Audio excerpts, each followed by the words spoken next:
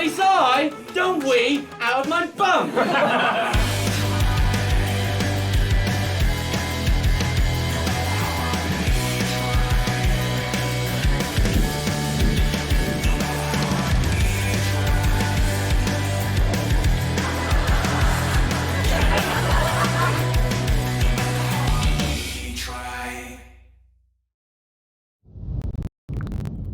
Hello, welcome to this lovely NextUp stream for Comedians Mastermind, which we are calling Disaster Mind, although I think it's just labelled as Trivia with Andrew White. Speaking of Andrew White, that is me. You may be able to see my name on the, I don't know how it works visually, my name might be here on the Zoom call, but that's me, I'm Andrew White, and I've got a host of fantastic comedians today to test their general knowledge as well as knowledge on their specialist subjects. Some very a wide range of specialist subjects, from the super niche to the super broad. So we'll see how that turns out. But yeah, it should be a fun experience. If you want to chat, I've got the NextUp comments. Hello, Nanonic, and hello, Talust, the Bomb King. That's it's weird when there's no spaces. It takes a bit of time to kind of work out what actually is written. And Talia _272. Hello. Also, that's another question on username etiquette. Do I just call you Talia, or do I do your full? Maybe it's not even Talia. Maybe I'm pronouncing that wrong. And my Witty, not Mr. Witty. Hello, yo. He's gone for a more kind of maybe not even ho. I'm speaking too much too quickly. Just Talia. My Witty, maybe a boy or a girl. We don't know. But yo to you. Bob Fossil 27. Whoop. Hello. Hey. Thank you for joining. So I'll just give you a little rundown of how it's going to work today. Welcome. This is a new kind of the virtual comedy venue. Obviously, circumstances around the world has forced comedians online, and the lovely NextUp are hosting us all in this wonderful stream. So the way it works is it's just all, if you go subscribe to NextUp, which I highly recommend, you get to see some fantastic comedy shows. That all goes towards artists, or if you want, you can tip the stream directly if you don't want to subscribe, or if you do subscribe but you want to give more. So there'll be kind of links in the chat for that, or you can find the tip button below somewhere. I'm not entirely sure. I'm a bit of a Twitch virgin, so this is exciting. Loving the backdrop. Thank you, Bob. Yes, I don't know. I've got some alternatives as well. Maybe I'll switch it up throughout the stream. So stay tuned for that. See what other backgrounds we have up. But yeah, so this is it. You may be watching on Facebook as well. I will occasionally flick to Facebook if you want to comment on there, and we can have a little interaction. So we've got I should read you the guests. We've got Gareth Richards up first. Fantastic Gareth Richards, as seen on Russell Howe's Good News. We've been going to the Fringe for many a year now. Very fantastic comedian. He's up first. After that, we have Laura Lex, as seen on Live at the Apollo. Again, another fantastic comedian. Done lots of wonderful Fringe shows. Then we have the wonderful Esther Manito, who you may have seen her special on NextUp, Crusade. Laura's special is also on NextUp. And then finally, we have the wonderful Joe Wells, who is a good friend of mine. I mean, they're all good friends of mine, but I see Joe quite a lot in Portsmouth. Not that I'm in Portsmouth. I'm actually in Salisbury in my parents' conservatory. That's the glamorous life I'm living. Thank you, Bob. Bob Fossil says, fab guest. We do have some fantastic guests, and I'm looking forward to getting started. So shall we welcome our first guest? Is that possible? I've got Tom in my ear. Is that possible? Fantastic. So with some clapping emojis, or however you want to welcome him to this stream, welcome Gareth Richards. Hello, everybody. How are you doing? Welcome to here. You've already been welcomed. Yeah. Well, I'm welcoming you again. My Witty says woo. Yay, woo. Lots of woos going on for you, Gareth. Thank you, everybody. So somebody said big up to the Wiltshire Massive. So yeah, pretty. You're not in Wiltshire though. You're just down the road in Dorset, aren't you? Yes, I'm in Dorset. Which county exactly are you in, Andrew? Well, actually, we've had this conversation many a time, Gareth. We're actually on the border of Hampshire, Wiltshire, and Dorset. So they take turns, the fire service and police service, and who serves us with that on the border. Exciting, yes, for you. Isn't that fascinating, everybody? He's right on the border between different counties. He's not sure which one he's in.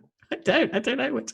I think he's right on the edge. If any comedian should be known for being right on the edge, it's Andrew White, who is on the edge of Hampshire, Dorset, and Wiltshire. Yes.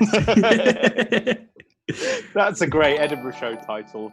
Right on the edge. Right on the edge, but it's just about kind of Hampshire, Dorset, and Wiltshire. I like it. Very kind of as was said in the NextUp chat, it's just a show about council tax and local services.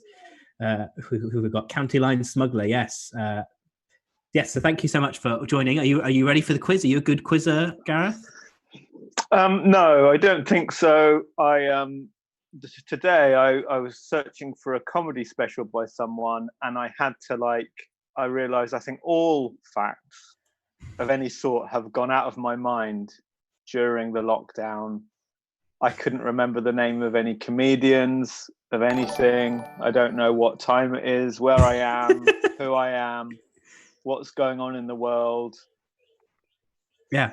It's maybe this isn't the best time for a quiz then. So happy Easter, by the way. Oh yes, happy Easter Sunday. It is Easter. Yeah.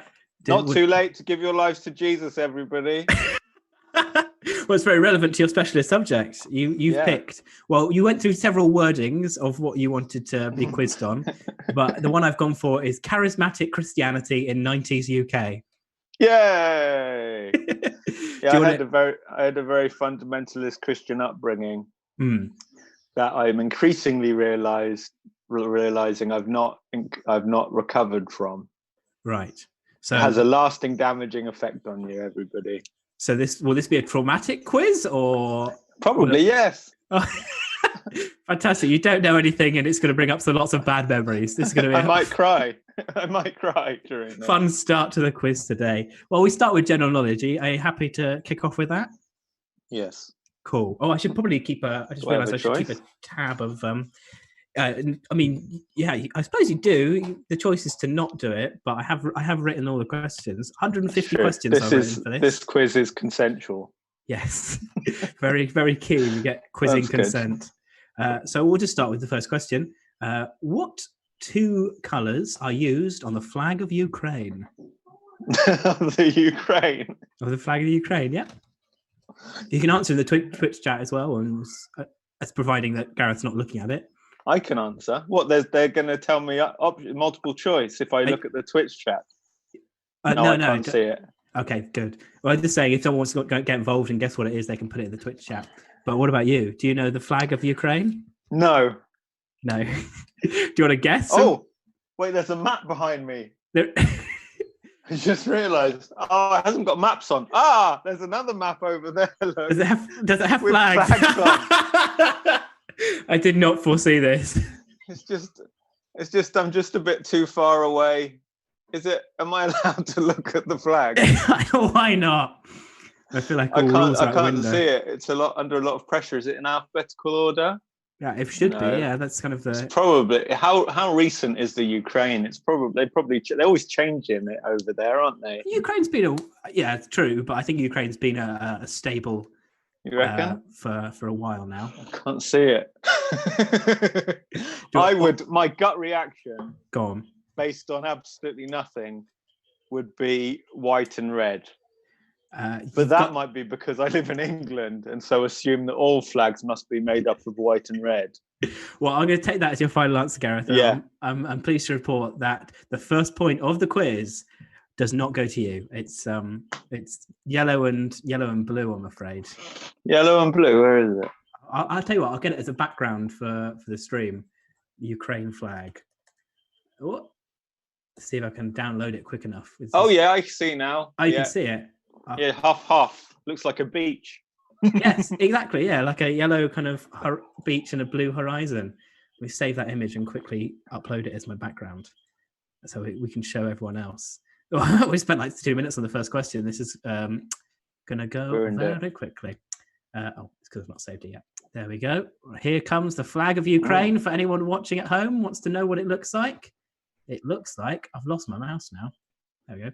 It looks like this. Ta-da! Wow, you look like you're on a tropical beach. Oh, just relaxing in the sun. But And I'm I'm not pleased to see you're because social distancing because no one else is there. yeah, making sure keeping my distance from people. Right, let's get back to the quiz background. Question 2. Can you believe it's only question 2? Which Finding Nemo character is voiced by Ellen DeGeneres? Dory! Yes, correct. 1 point. Let me tally that for you, Gareth. 1 point, Dory. Bob Fossil also got it correct in the chat. We'll move on straight to question 3. Eliud Kipchoge became the first man. I beg your pardon. Eliud Kipchoge, which I think that's a pretty good pronunciation of his name, Right, became the first man to achieve what running feat on October 2019? Running feet? Yeah. 2 running feet. He did have 2 running feet, and what did he do with them? That's what he achieved, 2 running feet. What feat did he achieve? 2 running feet. That is my final answer. Marathon. Yes. Marathon. And? Running a marathon. He did run in a marathon. Slowest marathon. No. Fastest marathon. Sub 2 hour marathon. I think I'll give you a half a point for that. Oh. Which is going to be because I've got a tally system, so I don't really know how I'm going to tally halves, but there you go. Half a line. Half a line. Question 4: in which English county is Basildon? Hampshire. Is that a final answer? Wait.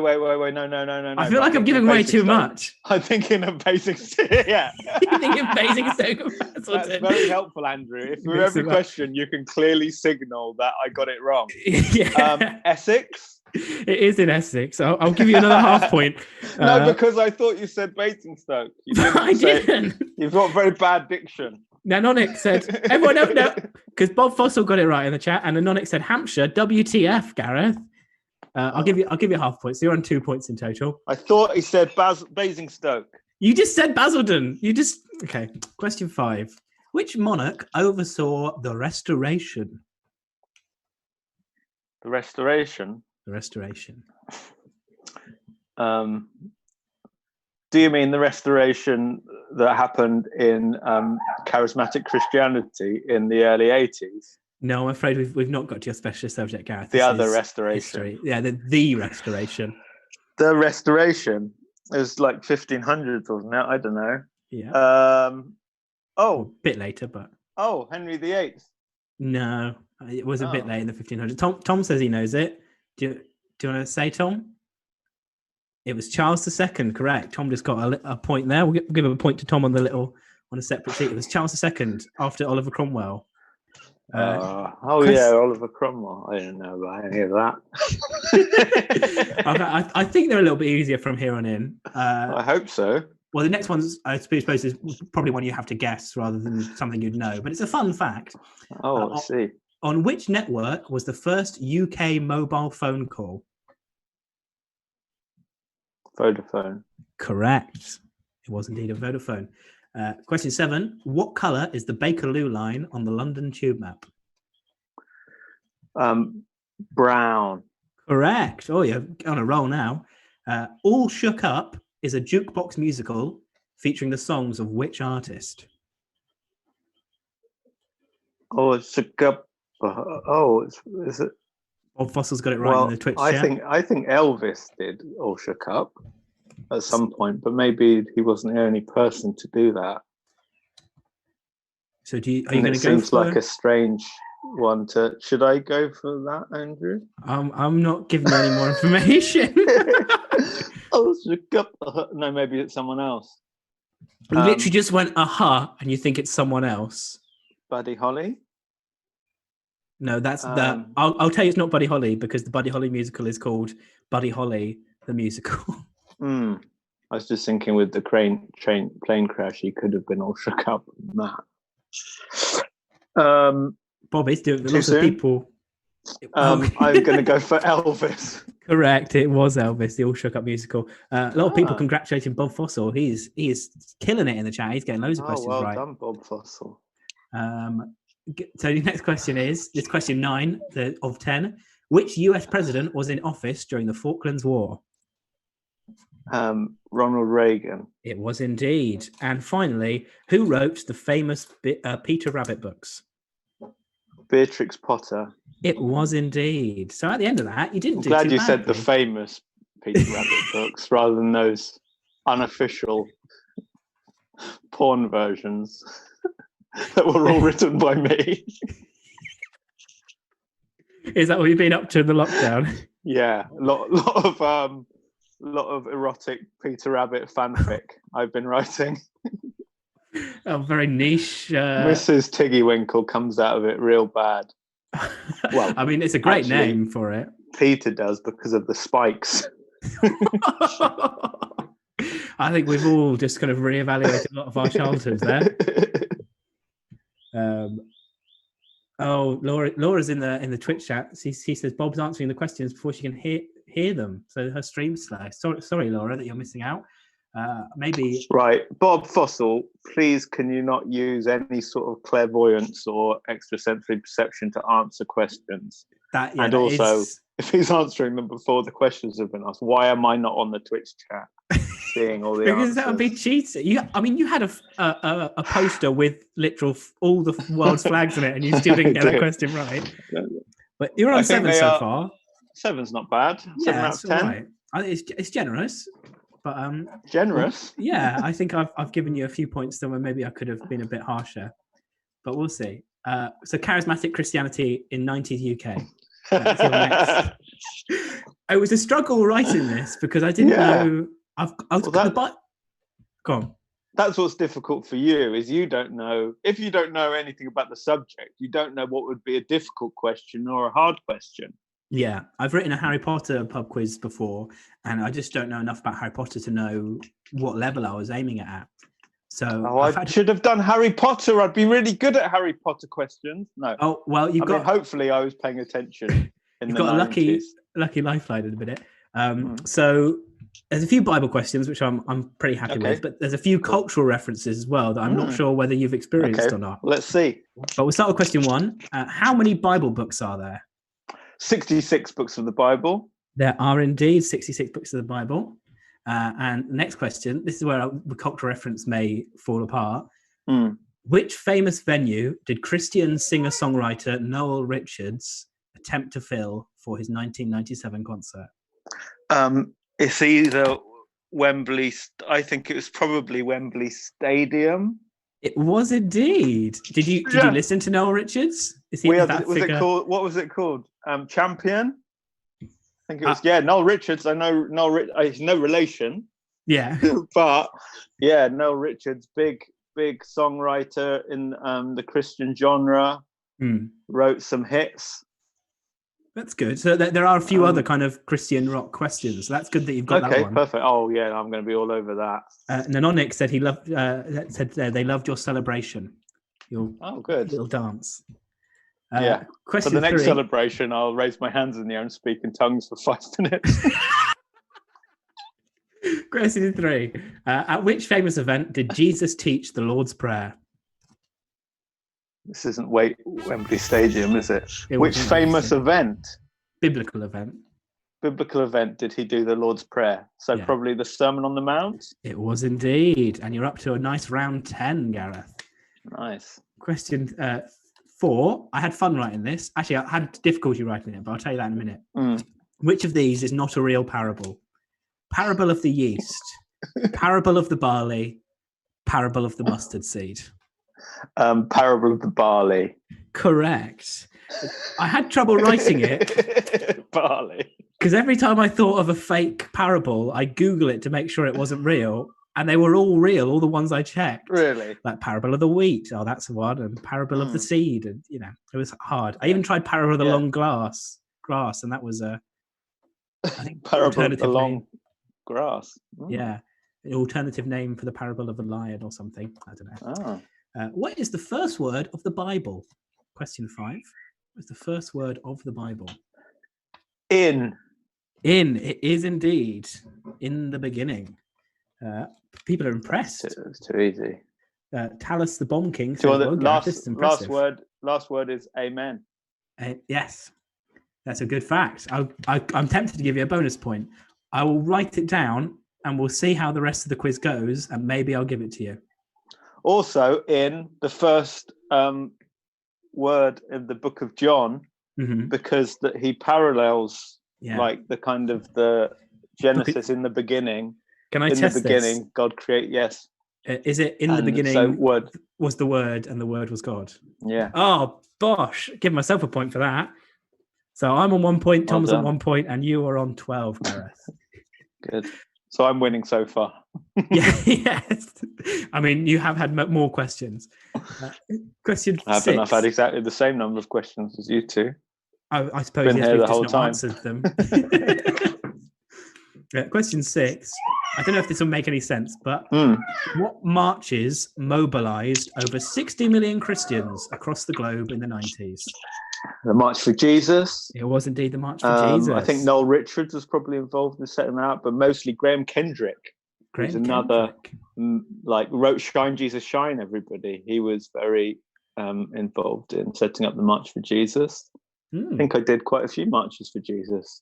Although it wasn't invented by my stream of charismatic Christianity from the 90s, so we were maybe a bit sniffy about March for Jesus because it was a bit ecumenical, like anyone could get involved with it, and we were a bit more fundamental than that and judgmental. Fair enough. I was surprised. I didn't know they were a thing, but apparently 180 countries it happened in. Well, it was well, for one thing, you weren't born, so that's true. That is true. Forgiven for not getting involved with the March for Jesus. I was born in 1999. For anyone interested. Yeah, no, I think March for Jesuses were probably still happening. When were you born? 99. 1999. Yeah. So this question 7. Which psalm starts "The Lord is my shepherd"? Psalm 23. It is. I'm quite impressed. We're going to rattle through the last 3, and then you have an extra bonus question. Psalm. Would you like me to recite it? No, it's fine. Thank you, Gareth. I appreciate the offer, though. What does the initialism WWJD stand for? Oh, come on, Andrew. Is this too easy? I think this is a problem because I don't know this subject. You know that, don't you? Don't you know that? Yeah, I do, but... Well, if you know, and you're a... you would call me a heathen. Okay. I'll just give you the point. You don't even have to answer. What would Jesus do? Did you have a "What would Jesus do" band? What would Jesus do? He would definitely call someone a hellbound heathen. No, I didn't. I thought it was a bit... even as a very into it Christian, I thought what would Jesus do bracelet was a bit sad. They are a little bit, not to my taste. Question 9. I didn't need a bracelet to remind me to ask myself what would Jesus do. Was it ingrained? I had 10 years of brainwashing. Which I didn't need a bracelet at that point. This is the traumatic part of the quiz now. We've reached that stage. Oh God. Question 9. Ready? What biblical event happened on Maundy Thursday? What biblical event happened on Maundy Thursday? Yeah. You see, Maundy Thursday is much more sort of an Anglican term. Oh right. So this is dodgy. I would say though the Last Supper. It is correct. You've not dropped a single point so far. Maybe this last one will get you. Mm-hmm. Who recorded the Christian rock hit "Jesus Freak"? I definitely know the answer to this, Andrew. It is DC Talk. I'm impressed. I mean, that's why it's your specialist subject. You didn't drop a single point in that round, and you're on 17. That's pretty decent score, I think, out of 20. DC Talk also they had a big hit with Jesus Freak, but also they released a book called Jesus Freak, which was lots of stories about martyrs from all over the world, people who died for their faith, to encourage young people to be more radical in their pursuit of Jesus and sharing of the gospel. That is intense. That's pretty intense. Lauren X is doing well. She's getting some questions right in the chat. That's good. So 17, that's your score. We did have a third round, but what we're going to do instead, if it's all right with Tom, we're kind of producing on the fly. For the third round, we'll just have one question. So you have one question, and the audience can decide what the question is on. And the options are Eurovision or Harry Potter. So do we say vote A for Eurovision and vote B for Harry Potter? Is that how that works, Tom? Okay. In the chat, let me know. Would you like to see a Eurovision question for Gareth Richards or a Harry Potter question? Eurovision is... Oh, come on! Winning. Harry Potter. Come on, I know about Harry Potter. My witty has put Harry Vision. I think that's pretty tight. Come on. I think I'm going to close it. Come on, Harry Potter. Close it in a minute. Come on. Last minute Harry Potter votes. Can I have Come Harry on, Potter everyone. mine, I know please? about Harry Potter. Right, just 5 seconds. 3, 2. Harry Potter. Come on, guys. One. Couple more Harry Potter votes. Eurovision wins, I'm afraid. Sorry, Gareth. So Harry Potter will roll over to the next quiz, which will please Laura Lex, because she said, can she have Harry Potter? No. So you get a Eurovision question, I'm afraid, Gareth. Sorry. This is your last chance to score a point in this round. Okay. Do you watch Eurovision? I did watch it. Actually, I did watch it last time. I've kept an eye on Eurovision. This is a question from 1996. Okay, it could be okay. Who sang the UK's entry, Ooh Ah, Just a Little Bit? Gina G. It was indeed. There you go. 18 is your final score, Gareth. Very well done. Got it written on my... Not bad. It gets edited out in the background so you can't see. Oh, no. All my points 18. have disappeared. Well done. So thank you for joining us, Gareth. Did you enjoy that? It's been a pleasure. Yeah, that was fun. Good. I will let you know towards the end how you get on. But for now, I think I'm going to watch. I'm going to work out what Twitch is. I think you're twitch.tv/nextupcomedy. But thank you very much. I'll see you later, Gareth. Bye. Yeah. See you. Bye-bye. So awesome. Thank you. That was Gareth Richards there doing his specialist subject of charismatic 90s Christianity. Next up, we have Laura Lex, who you may have been chatting to in the Next Up chat. She's been doing some good answers there. A few people clapping for you, Gareth. Clap, clap, clap, says Nanonic. And there's Gina G. A lot of people say, I say a lot of people, Nanonic said they fancied Gina G. As a couple of people agreeing there, they're fancying Gina G. But for now, let's welcome on our next guest for this Disaster Mind. Please welcome, with a clapping emoji or however you want to do it, the wonderful Laura Lex. Hello. Hello. I saw you getting involved in the Twitch chat. Did you enjoy that? Practicing. Can I roll my points over from Gareth's round to mine, please? I'm afraid I can't work like that. You have to get your own questions. All right then, fair enough. He was good, wasn't he? That was a little bit.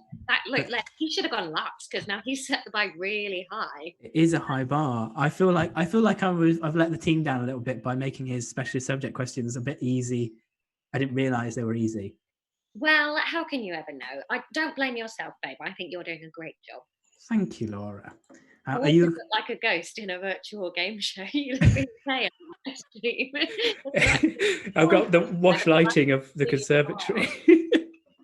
I wonder if it looks better without the background, whether I look more human. Hang on. No, you leave it as it is. I like this. This is a pitch. We're going to pitch this. The ghost quiz show. The ghost quiz show.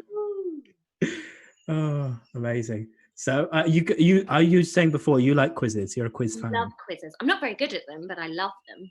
It doesn't matter whether you're good at it. If you enjoy it, that's the important thing, isn't it? Yeah, exactly. It's not like I'm doing anything else with my day, is it? Exactly. That's what I've been enjoying the last 2 days, just a distraction of writing questions. Feels like I've actually been achieving something. So are you ready for the general knowledge round? Yeah, okay, right. Question 1. How is Joseph Maldonado Passage better known? Oh, Joe Exotic. He is indeed Joe Exotic, and you're straight off the mark. Oh, my heart was going there. I was like, no, I'm not going to know the first one. Have you been watching Tiger King? I did watch it, yes. It's a problem, isn't it? It's very problematic. Yeah, it was intense. People were saying, who was I talking? I was talking to someone, and they were like, it's just Netflix just producing more and more Americans Are Mental shows, aren't they? Yes. Yeah, absolutely. And then we keep watching them. I guess if we stopped watching them, it would fix itself, but we are suckers. Or... Yeah, it's hard as well when everyone's talking about it on Twitter. It's like, oh, I want to know what they're referencing. Yeah. That was the thing for me, because I watched it all like after everybody else had. So I was spending the whole thing waiting for Carol Baskin to be the worst, and then sort of came out the other side of it going, oh, she's definitely the one out of a whole bag of crazy. She's the one I agree with the most. Mm-hmm. I hope that people are like talking about Carol Baskin ironically, like they're just kind of echoing, like they don't actually think it, they're just echoing what Joe says. Yeah, you'd hope, wouldn't you? But you know, you never know. You never know with people. I've learned one thing over the last few years: it's that I do not agree with most of the country. Very true. Somebody just called you a Carol apologist. Yeah, that's me. Woo woo. Question 2. This is the classic quiz question, I think, classic pub quiz territory. Behind William Shakespeare, who is the best-selling fiction author of all time? Is this linked to Gareth's round? Is this going to be God? It's not God. So, as much as it's arguable, we're not counting the Bible as fiction. Okay, all right. So behind William Shakespeare, who is the best-selling author of all time? I think the volume of works that they produce definitely contributes to this stat. Okay. See, sort of part of my brain wants to say J.K. Rowling because Harry Potter is everywhere and there's loads of it. But then now you've said volume, and there were only 7 of those books, 8 of those books. Who else has written a lot? So Arthur Conan Doyle. There was chugging tons of. I just want to quickly come to the Twitch stream because Jake Young has put Dickens, but he's had to put a space in between every letter because it wouldn't let him write Dickens. Right, well, I assume it's not Dickens then, if you've given me that from the Twitch stream. Sorry, yeah, it's not Dickens.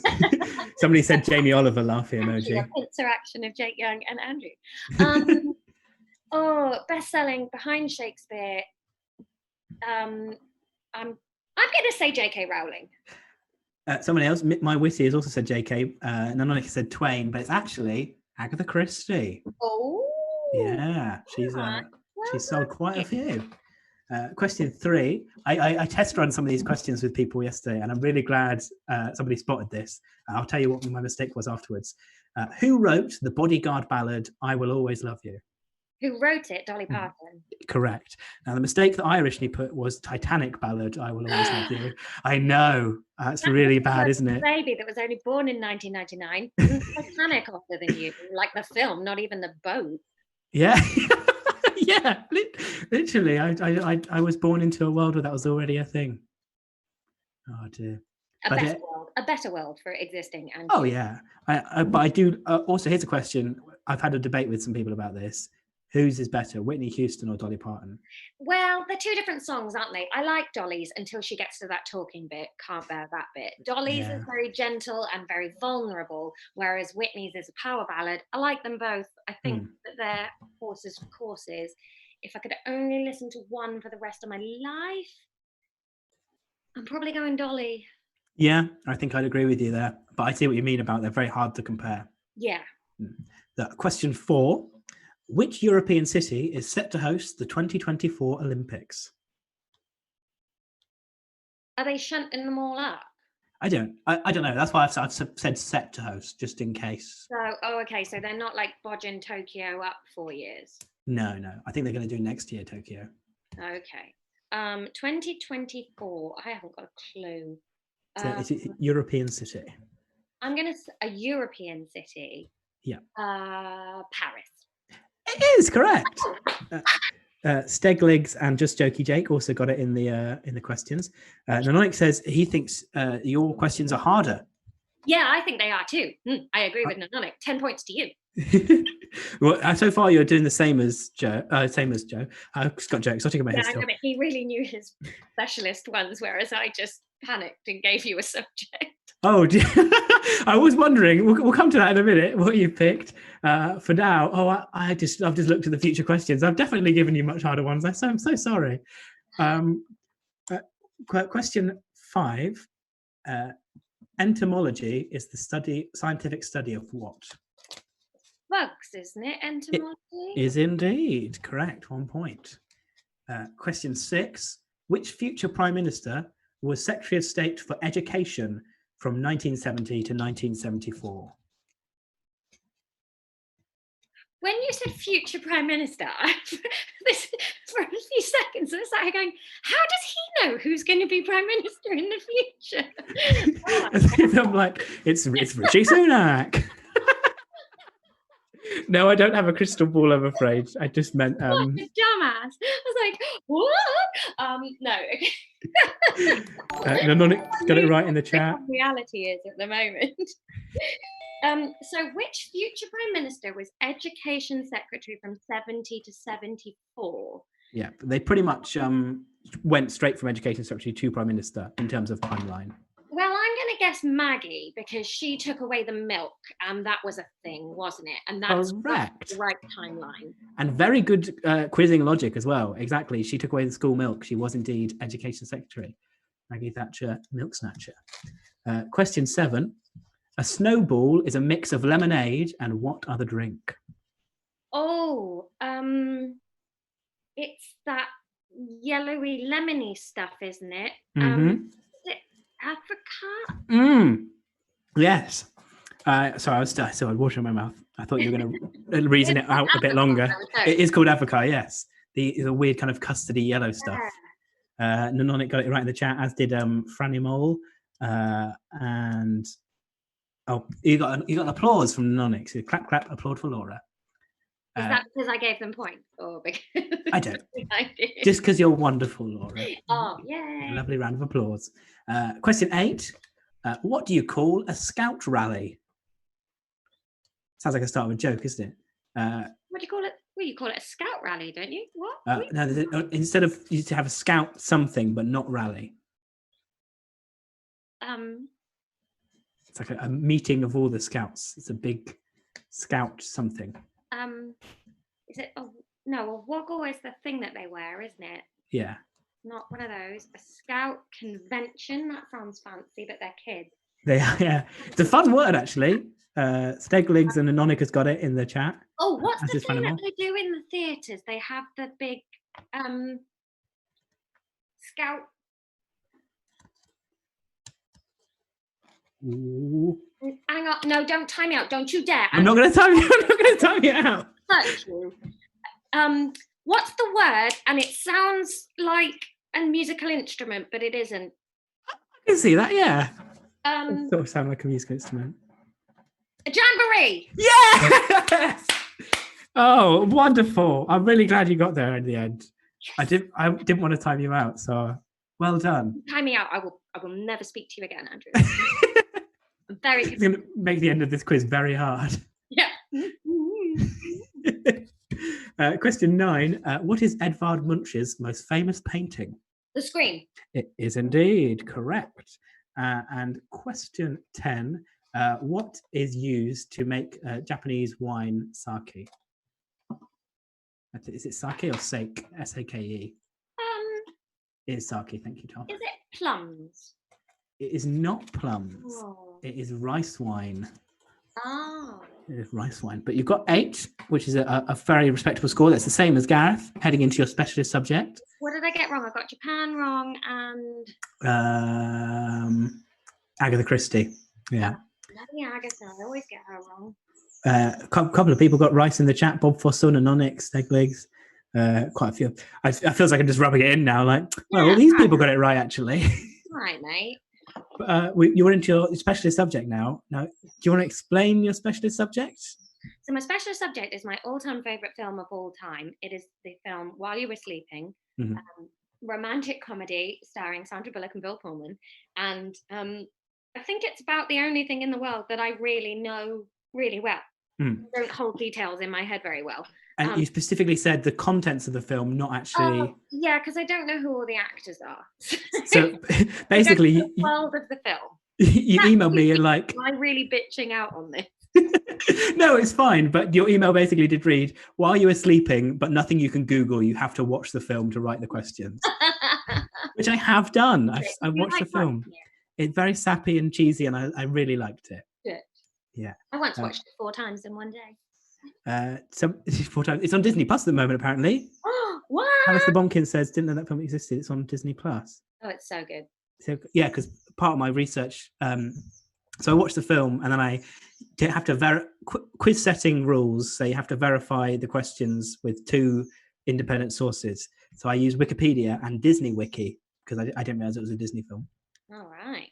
But yeah, there you go. While you were sleeping, we'll start with question 1. Which city is the film set in? Chicago. Correct. Question 2. What animal does Lucy live with at the start of the film? It is a cat indeed. Or maybe this might slow us down a little Mao, bit. I think. He's called Mao. Called Mao. I should have gone for that. That's a much more in-depth. I think I've made all the specialist subject questions too easy. That's fine by me. I like getting things right. Question 3, maybe this is a bit, might make you think a little bit tougher. What does Lucy remark about Peter when rescuing from the tracks? So she rescues Peter oh God, you smell good. That's the exact wording. Yes, oh God, you smell good. It's a bit of, kind of the weirdest bit of the film, to be honest. Oh, there's a lot that's weird about it, though, isn't there? Like that's a big pile of weird to choose the weirdest from. Gareth Richards. I kind of don't want to share this with you because I feel like it'll ruin this film you love so much. But Gareth Richards has just put in the chat, while you were sleeping, the Bill Cosby story. Gareth Richards, our friendship is over. Oh, Gareth, you've upset Laura here. But well done, you've got the exact wording of question 3 right. He doesn't knock him out. He gets robbed. That's why he falls on the tracks. She just takes advantage. Oh no, I don't think Gareth's seen the film. I think he's just making an amusing subtitle for the title. Fair enough. Question 4, although Talus the Bomb King says it is creepy that he talks about the smell. Question 4, what day does Peter wake up on?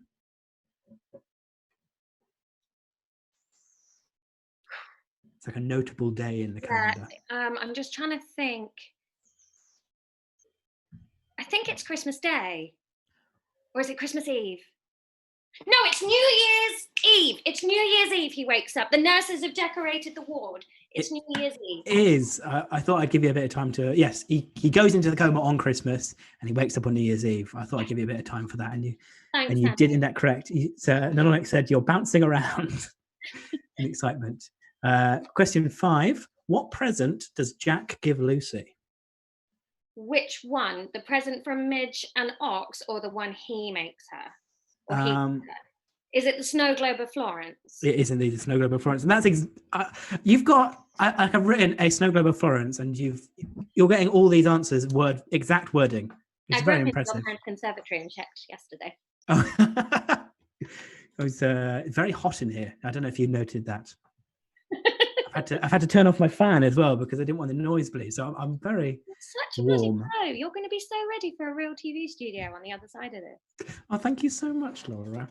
I'd love to host my own quiz. You are. Yes, I am. This is.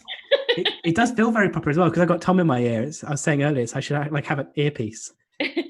But, we're just getting word from the producers. We can accept that answer. Steglegs asks, is that an emotional support banana? Oh, no, sorry. I'm really tense. I'm just grabbing things from nearby. Do you have a fruit bowl? Does that? Yes, here you go. Oh, I see. Oh, very nice. Got the Edinburgh skyline on it because I'm really fancy. Ooh. They've got lots of pieces of Catan that I need to put away. It's a nice bowl, actually. I really like that. All right, isn't it, that? Yeah. That's from that shot. You know, in Edinburgh, when you're walking up Forest Road towards the Gilded Balloon and there's that stoneware shop. Oh, yeah. We open for about 40 minutes a week. That's from there. Very nice. I'll go check it out next year. It's got some lovely stuff in it. If you haven't already bankrupted yourself to being in Edinburgh. We'll see how it goes. Question 6 of While You Were Sleeping. What is the surname of the family Lucy adopts herself into? Callahan. It is indeed the Callahans. I feel like this is very easy, but we'll go for it anyway. What is the last line of the film? While You Were Sleeping. He asks her, when did you fall in love with Peter? And I told him it was while you were sleeping. That is bang on. It's very... As the L train pulls away with Just Married on the back. Yeah. On then the end comes up in the fancy font. Very sweet. And then, wherever would I be without you? What song is that? Nowhere. I don't know. Oh, I'm going to Google that. It plays over the credits. I like. The I like. main theme for the song is "Everlasting Love" by Natalie Cole, which was the first dance at my wedding.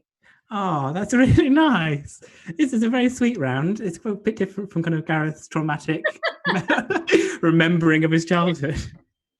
The banana is a Gareth is once again commented in the Twitch chat that the banana is a Freudian nightmare. The banana is whispering answers to me. It's actually a telephone, and I've been cheating. Somebody else said that. Who said that? Somebody in this chat says, cheating banana, it whispers answers to her, says Talus the Bomb King.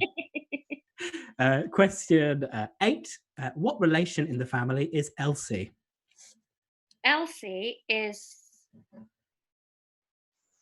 the grandma.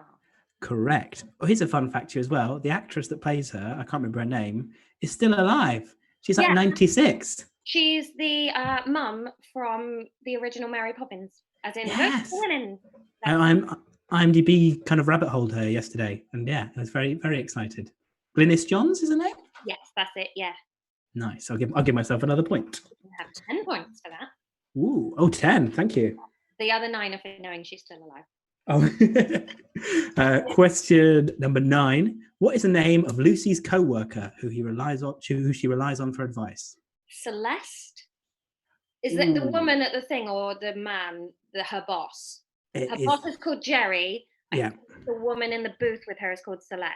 I'm going to give you the point. It was Jerry I was looking for. Oh, okay. That's her boss. Yeah, because there's a point in the film where she says, "What should I do?" and he says, "Pull the plug on the coma guy." Jerry, you're sick. Yeah. I'm sick. You're married to a vegetable. I love this. I should have just asked you to quote the whole film and given you 100 points.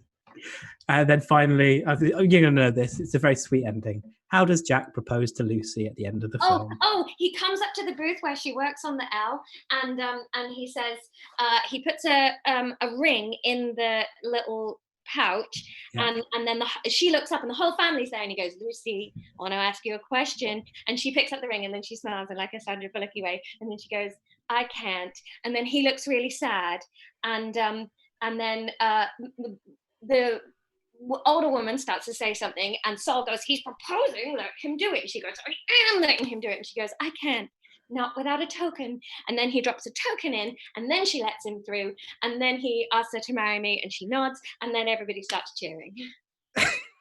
You're not going to believe this. You've got the exact wording again. That was very in-depth and very correct. I feel like I want to give you an extra point for that level of... Please do. But you're already potentially in the lead if you answer the mystery round correctly. So the mystery round, as voted for by the Twitch stream, your options are Harry Potter or 90s music. Okay. That's what your options are. So vote in the Twitch stream whether we want to see Harry Potter or 90s music. And Anonic says Harry Potter. Stegleg says 90s music. Harry Potter. Jake says Harry Potter is currently winning 2-1. 90s music. Oh, I'm sorry, Laura. I think it's going to be 90s music. Oh no. So you have one question from 90s music to add to your total and indeed go into the lead. So it's pretty high stakes. Let's get the little PowerPoint up. Where is it? Right. Oh, I actually knew the Eurovision one too. I should have let Gareth have Harry Potter. This is my fault for meddling in the chat. You've made a bed for yourself. Now you have to answer the question. That's not the phrase, is it? Here is the question. Which artist's best of album was one of the 90s top 10 best-selling albums? Now, this is multiple choice. So all these artists released a best of album, but only one of them got into the top 10 charts for the decade. ABBA, Queen, Elton John. Oh. Sort of tempted by Queen because he'd have died in the 90s. He did, yeah. Elton John. I'm going to say Queen. I'm afraid it was ABBA. As Nononic said, it was ABBA Gold. However, Queen came 11th in the charts and Elton John came 12th, so it's very tight. But unfortunately, that does leave you tied with Gareth Richards. You're both on 18. Now as we move into the next round. Sorry? Do we fight now? Do you fight now? Well, you never know because we got Esther and Joe next, so they might get higher. Yeah. I should work out. I'll work out a tiebreak if it does get to that point, though. I think I've got a good tiebreak question in my head. But for now, that is it for the wonderful Laura Lex, who did a very stellar job there, very in-depth kind of acting out of while you were sleeping. I hope you enjoyed that in the Twitch chat. But for now, put your clapping emojis and stuff together for the wonderful Laura Lex. Thanks for having me. Bye. Thank you, Laura. Bye. That was Laura there. Wonderful. Clap applauses and anonic. Franamel says, Happy Easter. So very, very nice to have you. Who else has been chatting in the chat? Somebody said Michael Jackson before the options came up. I'm afraid he didn't have a top 10 best of album in the 90s. A lot of people were rooting for you there, Laura. A lot of love and claps and applause. Nanonic said, you loved that. I'm glad, Nanonic. Thank you. So our next guest, are they in the waiting room? Oh, right.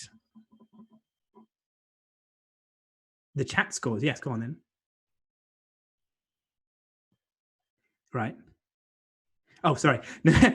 Tom's in my ear, and I'm just. So Nanonic is in the lead with 6. He's got 6 points, or he or she. I'm sorry. Steglitz has 4. Bob Fossil has 3. How are we working this out? Franema has 3. Just Jokey Jake, Talis King, and Laura Lex have 3. Have 1 each. 1 each. Yeah, so, 1 times 3. That's what I did maths in my head there because there were 3 of them. And so how have we worked that out? Oh, the first person to put the correct answer in. I see.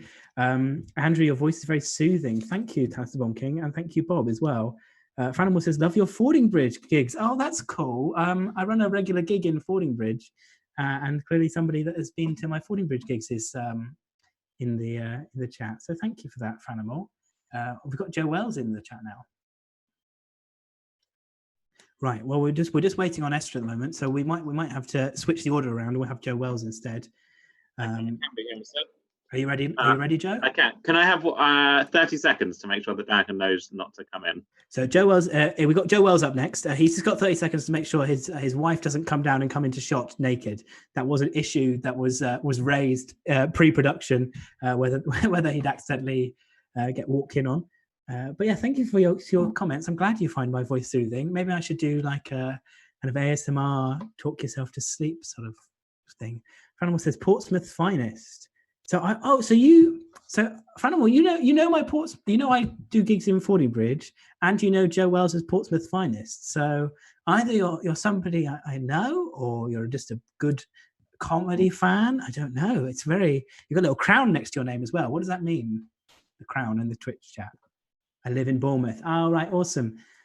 Then, well, thank you for joining us from Bournemouth. Where else is everyone joining us from? Let us know where you're watching from. Franimal's in Bournemouth. I'm in Fordingbridge, just near Salisbury, and Joe Wells is in Portsmouth. Speaking of, I'd argue against that. You don't think my voice is soothing? Wow, that is my friend Al. I do know that person, so it's okay. The abuse is allowed. So we move on to the wonderful Joe Wells. Lovely. So, ladies and gentlemen, put your clapping emojis.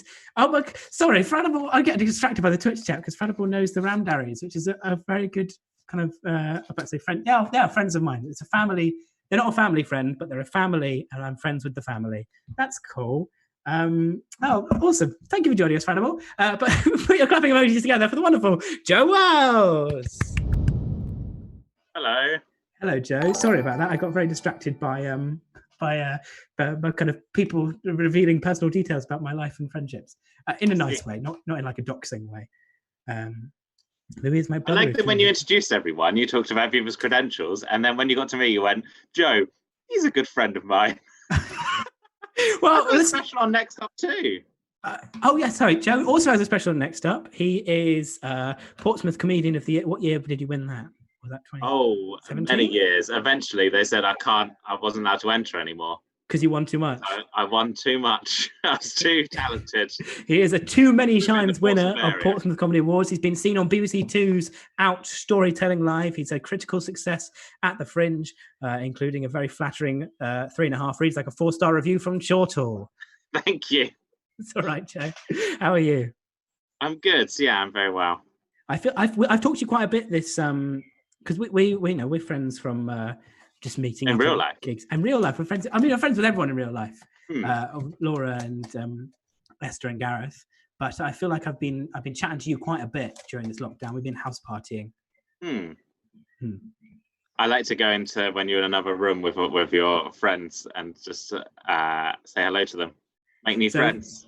Yeah, if anyone doesn't know house party, you can basically join any chat. So if I'm in a chat with like school friends, Joe will just pop up with his little face and then disappear again. Friends, make some new friends. It is nice. Like they're treating you properly. But you don't, because you pop in and then you like do a funny face, you go, and then you disappear again. No, so I'm looking at them going, you treat Andrew right and be kind to him. Intimidating with his eyes. Exactly. Franimal says he or she says that they love your Wedgwood room gigs.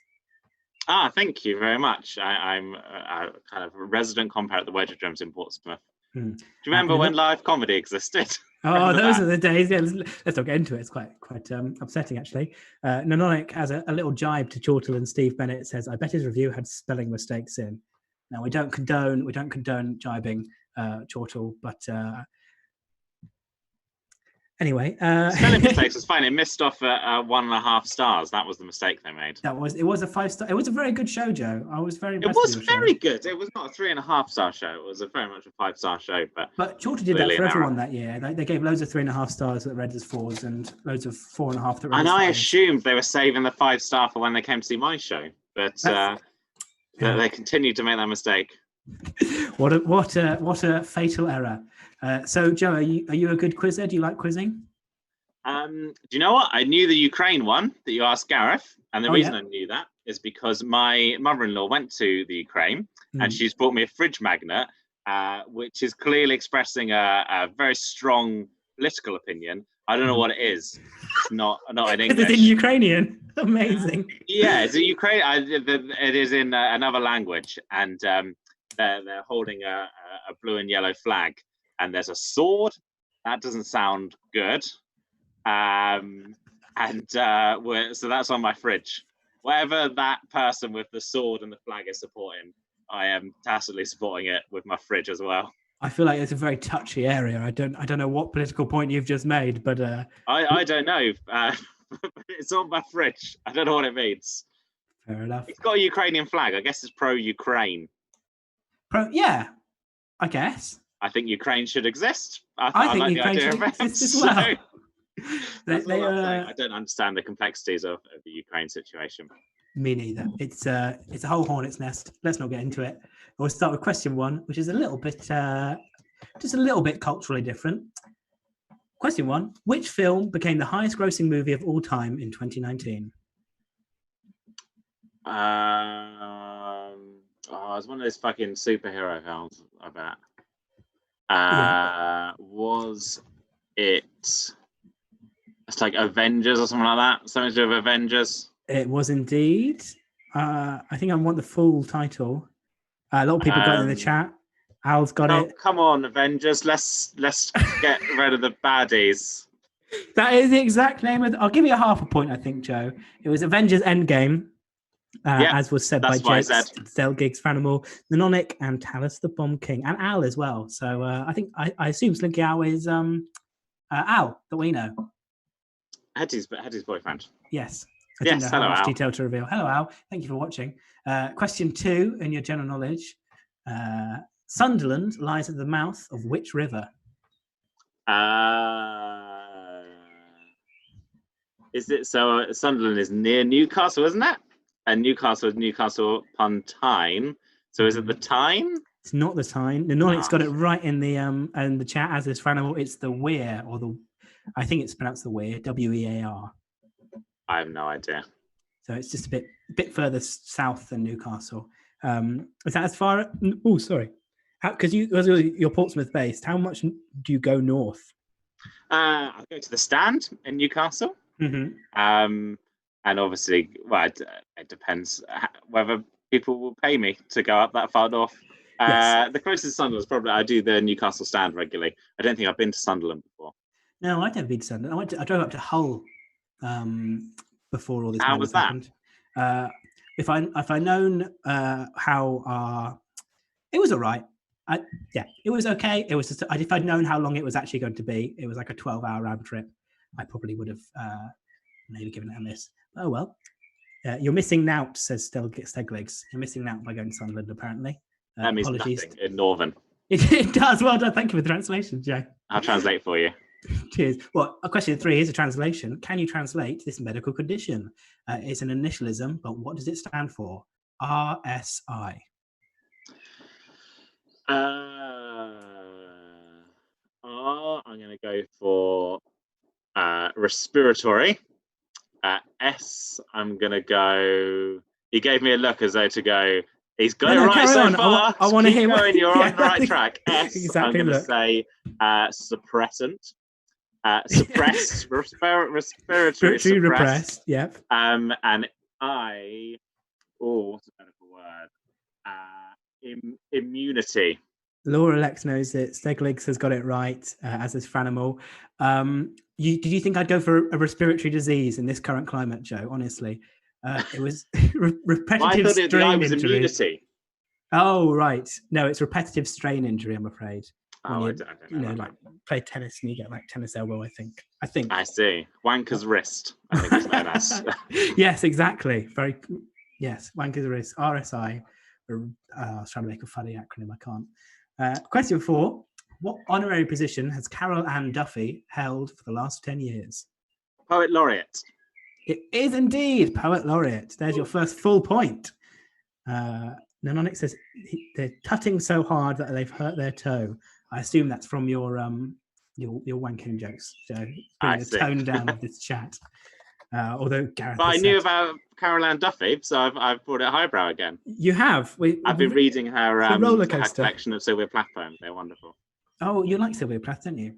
I do, and I like Carol Ann Duffy as well. I've been reading some of her stuff in the lockdown. Wait, so you said Carol Ann Duffy has collated the poems of Sylvia Plath? She's collated the poems of Sylvia Plath, yeah. And I've been reading her most recent collection has a poem about a gorilla, seeing a gorilla in the zoo, and the last line is one day he could even be president, which I like. Oh. It's like a poetry joke. It wouldn't work in a club on a Friday night, but it's a nice little gentle literary joke. Yeah. Question 5 should be an easy one, hopefully. Which country is Jacinda Ardern the Prime Minister of? Are you saying this is an easy one? For a political comedian such as yourself, Joe Wells, yes. No. Jacinda Ardern. Jacinda Ardern. Stegley's got it right in the Twitch chat. I don't even know whether that's a man or a woman's name, Jacinda Ardern. It's a woman. Quite famously a female prime minister. Famously a woman. That's what she's famous for, right? Well, no, but people make a note like, wow, she is Laura Lex has also got it right. New Zealand? It is indeed New Zealand, correct. Did you guess that, or is that because you just... I guessed it based on who has a female leader. There's not a lot of them because of the patriarchy. Maybe I've given you too many clues there. Yeah, Jacinda, very good, doing a very good job as Prime Minister of New Zealand there. Question 6. Now, you're a vegetarian, so I was thinking maybe this is an unfair question, but how should steak tartare be cooked? I thought that was the sauce. So tartar sauce. No, steak tartare is spelled differently. Okay, it should be cooked. Bob Fossil says in the bin. How should it be cooked? I think it should be cooked on a cow roaming free in the wilderness. Ethically, I've given you a point. Thank you. But I can't give you an actual quiz point because, as Nanonica said, it shouldn't be cooked. Steak tartare is rare. It is completely uncooked. It's raw. That's kind of what I said.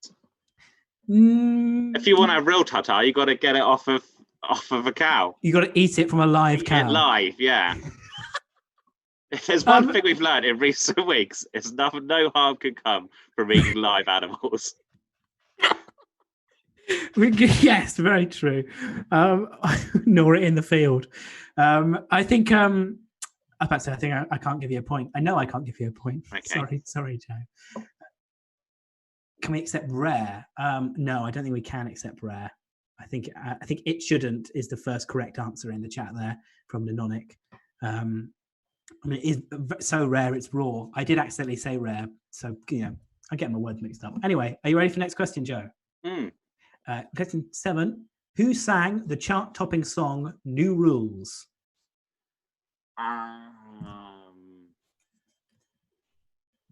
It'll be someone I hate, I bet, and that you put this in to annoy me. Is it Florence and the Machine? I know you do hate them, but it's not. Just Jokey Jake and Laura Lex have both got it right. It's Dua Lipa. Laura Lex says she thinks you deserve the point from the cow in the field, so I think I will give it to you, but only because you're very far behind where Gareth and Laura were. Why? I've got most of them right. Little pity point. You've got 1, 2. You got 3 of. You got 2.5 of them right so far. Out of how many? Out of 7. Is that good? Question 8. Who is the patron saint of animals? Is it St. Francis? It is St. Francis of Assisi. Bosh. Gareth Richards would have got that. His specialist subject obviously being Christianity, or Christianity in the 90s specifically. Question 9. Oh, right. This is a controversial question, actually. I meant to edit this, but I haven't. Oh, well. I'll edit it on the fly. Which app that merged with the app Musical.ly in 2018 is now one of the most popular video apps in the world? Merged with Musical.ly in 2018. I don't know why this is so. The controversial is because there's no correct answer to it. No, the original question was what year did it launch, but there was controversy over whether it launched or whether it merged with Musical.ly. I'm guessing is it TikTok? It is TikTok, correct? Yes. So I put 2016. TikTok launched in China in 2016, but it didn't launch in the Western world until 2018. When it merged with little fun little peek behind the curtain of question writing there. And finally, question 10. Which TV show features performers such as Milk, Gia Gunn, and Sharon Needles? Oh, it's RuPaul's Drag Race. It is indeed RuPaul's Drag Race. That's the first time you've got to a question before anyone in the chat show. Well done. Yes. You've outraced the competition. Very nice job. Although there is a slight delay as well, but still, you got 6. Don't diminish my achievement. Sorry, Joe. Well, I don't mean to keep. There is a delay, so probably people did get there before you. Al says, "Well done, bud," but I feel like the Thank bud you. is very patronising there. No, it's not. That's the support of a friend. Support of a friend. I'm so sorry, Joe. I don't know why. Like, A, when I was introducing you, I didn't read any of your credits, and B, you're the only person every time you've answered a question, I've been like, well, you've got that right, but it's not that impressive. I didn't mean to. I'm going to pull this back. You're going to pull this back. So your next, Laura Lex says, these two squabbling is lovely. And Iconoclasm says, I now realize I know nothing. So I'm struggling with some of the questions there. But your next specialist subject is the tweets of Kanye West. Yes. Now, why did you choose this? Well, I'm a big fan of Sylvia Plath and Carol Ann Duffy, and I thought, but I don't think they're the greatest writers. Certainly not of the past few hundred years. The greatest writer, I think, is Kanye West. I think his writing comes into its own in his tweets. So yeah, what else would you have as a specialist subject than the greatest writer in the greatest medium? Perfect. Kanye West. Steglegs says, Joe, you need to harness the power of the banana. Laura had a kind of banana. We have no fruit in this house at all. You don't have any fruit in the house. Well, hopefully, you've been revising Kanye tweets. You said the other day you've been. I've done a little bit of revision. Okay. Well, is that revision? I think a lot of them were deleted. There was a big how there'd be like someone would have like a lost novel. There was like a Mark Twain novel that came out like 2 years ago. It's deleted tweets. Yeah, I think that in a few years' time we'll find a hard drive of all the deleted Kanye tweets on. That is the problem I had as well. A lot of them were deleted, but hopefully this will be good territory. We'll start with question 1. In April 2018, Kanye got rid of his manager because of what? Because he cannot be managed. I can't be managed. Correct. He tweeted, I no longer have a manager. I can't be managed. He also later tweeted he's got rid of all his handlers as well. Question 2 is a bit different from his kind of tweet subject, but what is Kanye's current Twitter profile picture? It's the world, isn't it? It's like a globe. It is. It's a globe. Yeah. Correct. I'll give you a point for that. Also in April 2018, a popular month for Kanye tweets, he tweeted a picture of a signed hat. Who had signed it? It was Donald Trump. It was indeed controversially a signed hat of Donald Trump. They both have dragon energy, though. That's the connection. He does tweet dragon emojis a lot. I like his tweet. I'm just double checking. I've not actually done this as a question, but he later went on and said, "I don't. My wife has asked me that I say I don't 100% agree with Donald Trump. The only person I 100% agree with is myself." Just beautiful, beautiful. I can see why you picked it as a specialist topic. It's very good. Question 4. In 2016, a trip to which store super inspired him?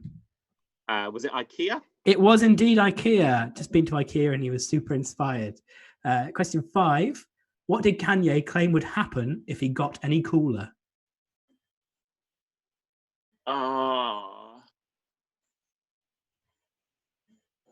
He said, if I got any cooler, something.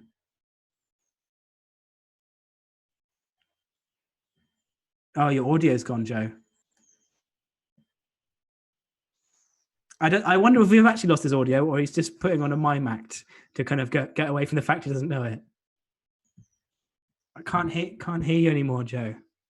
Speak in.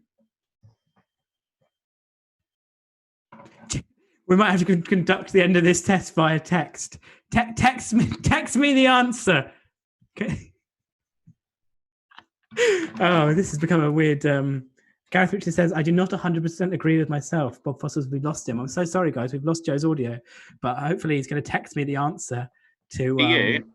Oh, hello. Can you hear me now? Yes. So I don't know why that happened. I apologize. You got a bit of thinking time there. What would happen if Kanye got any cooler? Oh, I wasn't thinking about that. I'm just going to guess he said that he'd freeze over and become ice. I'll give you a half a point. He said he's freeze to death. 2013, he's trying to get a fine line there, isn't he? He's got to be careful. Yeah, exactly. You're back. The chat says you're back now, which is good. Lovely to have you back, Joe. Question 6, 2013, Kanye tweeted he wished he could run across the beach into whose arms? He said, I want to run into this person's arms. Which person was it?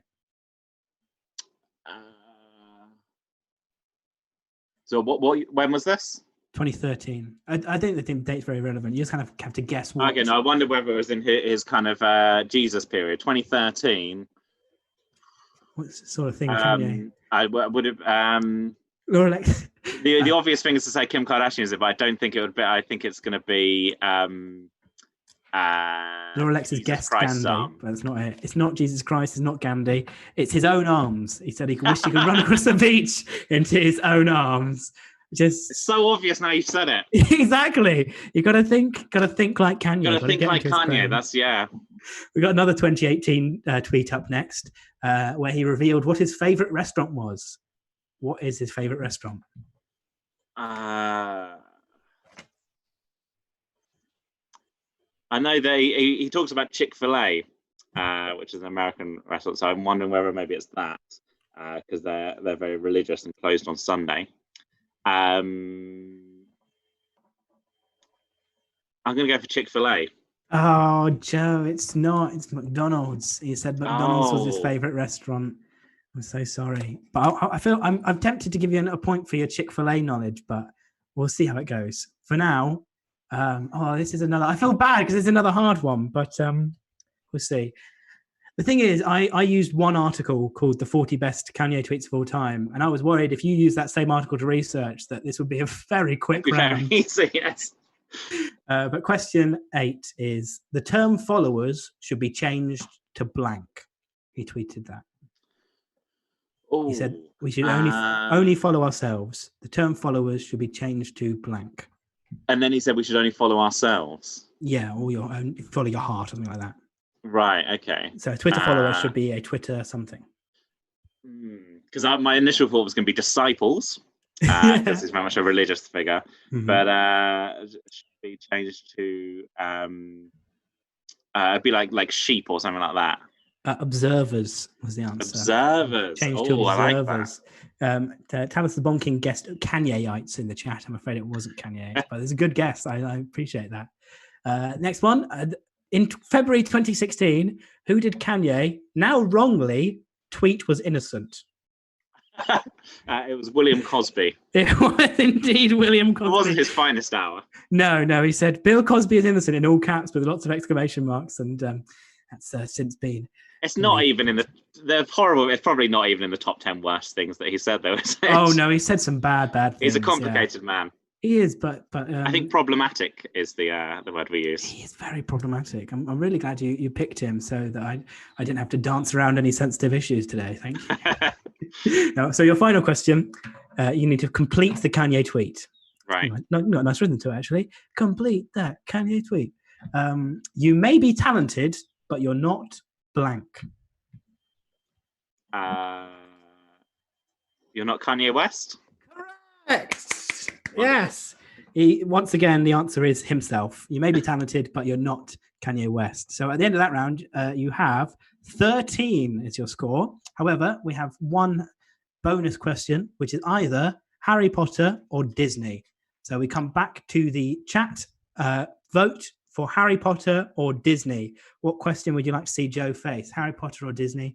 Let us know and we'll give him the question. Do you have a preference, Joe? What would you like? I fucking despise both of these things. Disney's so winning. I'm going to be proud of both of them. I probably, I don't know why people work against me, but probably I would be able to get Disney better because I've seen some Disney films. Wow. I haven't seen any of the Harry Potter films or read any of the books. So Disney has actually won. I think it's fair to end the chat there. Okay. Laura Lex has requested Harry Potter, but I'm afraid Harry Potter will get rolled over to our next contestant. Laura's trying to sabotage me. Laura's trying to sabotage you. I think she just wanted to face Harry Potter herself, so she wanted to see whether she can do it. But here we go. This is, where was the first Disneyland opened? Where was the first Disneyland opened? Was it in? Wasn't it one of the Asian ones? Is it in Japan? It's not Japan. Steglitz has got it right in the chat, I believe. It's in Hong Kong. It's not. It's shall I tell you? Yeah. It's Anaheim, California. California in the USA. That's very far away. Yes. Actually, no, because of the Pacific Ocean. It's not too culturally very far away between those two things. Yeah, an ocean away. Yeah, but I mean, Talis the Bomb King also got it right in the chat. Anaheim. So 13 is your final score, Joe. A very respectable amount, actually. It's not bad. It's well over half. Unfortunately, Laura and Gareth did do really well, so you've just oh no, you've unfortunately lost out. So you're not our winner today. But thank you so much for joining us. Did you enjoy? Thank you for having me.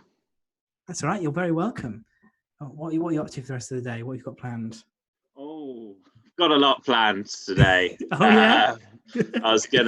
I'm in this room now. I was gonna sit in that room for a little bit, and then I'm gonna go in that room, get some food, and then come back into this room, and that's my day's plan. It's a nice little room tour going on. Yeah, it's like MTV Cribs. Yeah, Paul McCaffrey the other day tweeted that he's going to do a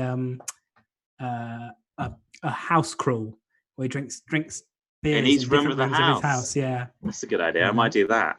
Yeah, that's what I'm doing. Sanjay's just joined the chat. He said he missed Joe. Nonlex said he had a terrible round. Laura Lex said, "Well done, Joe." Al said, I had a terrible round. No, Nonix said they had a terrible round of him competing themselves. Oh, I see. I thought he did all right. But thank you for joining us, Joe. We'll see you later. See you later. Bye. Bye.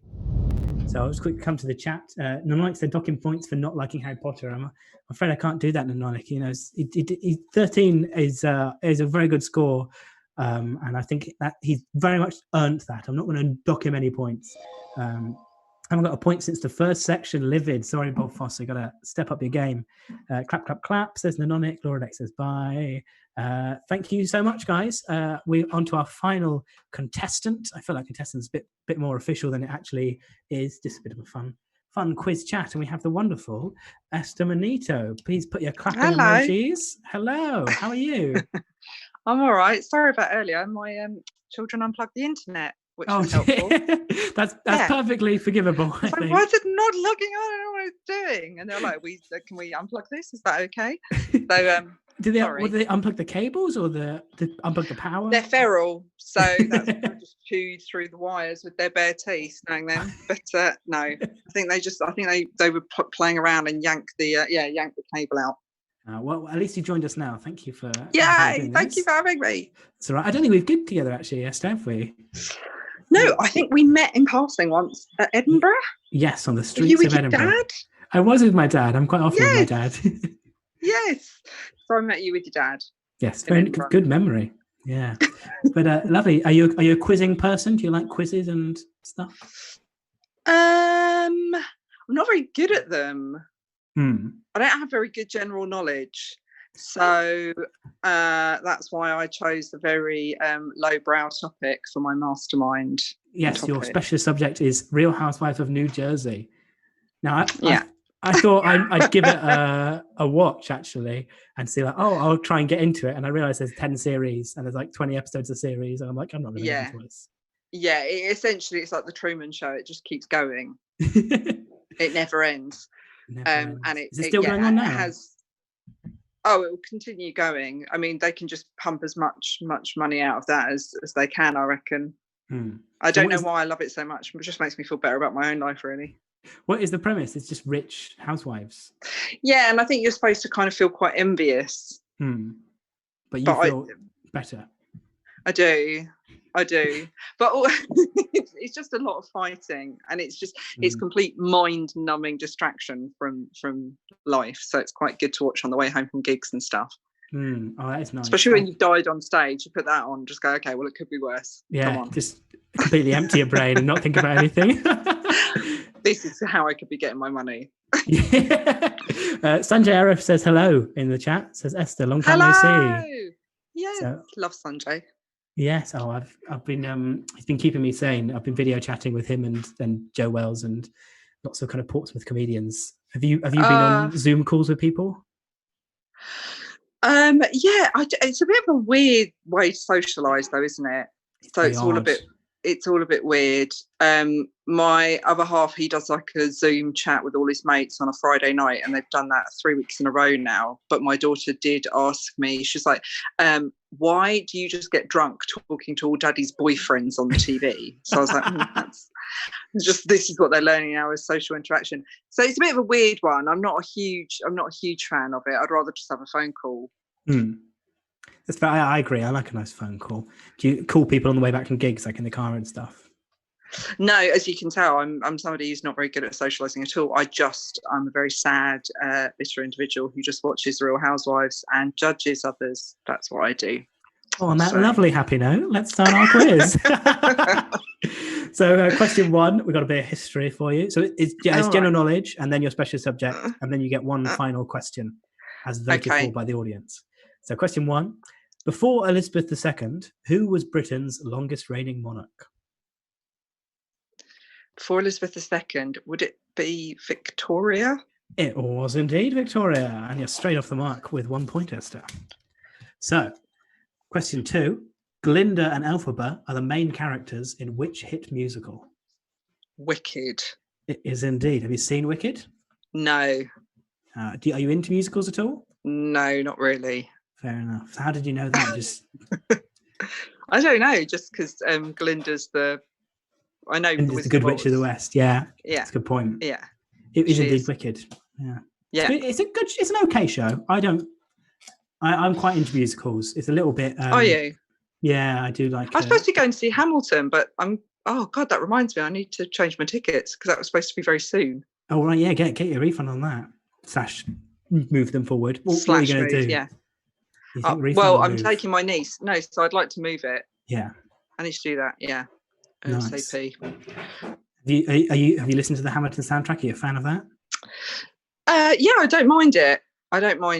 It's all right. It's quite a long musical though, isn't it? But I don't mind going to see musicals. I just don't really seek them out. Yeah, that's fair. Yeah, it's quite a nice experience of going out. It's a bit of theatre. But I'm not somebody who'd like go and buy the soundtrack.